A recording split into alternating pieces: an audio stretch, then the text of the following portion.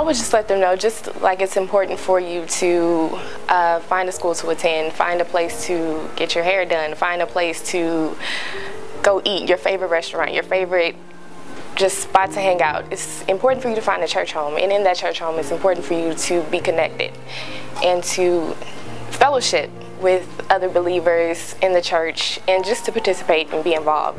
This church is got numbers, but it's smaller than you think once you get out here and meet people, and I think that's most important. And to serve, once you serve, then you will get to know people from a whole together different angle than you ever thought. What you got to lose?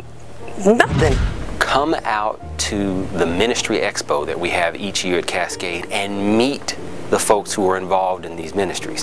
You have a chance to meet the ministry chairs. See, there's no magic to what makes up a ministry. It's people. It's people that you can see and relate to one-on-one. You can see if there's a good fit. You can see if it makes sense. If what they're saying is right what you're feeling, then you know you're being led by the Holy Spirit. And remember, if everyone is doing their part, then nobody has to do too much. So it makes it easier for all of us. So you come on out. You'll enjoy it.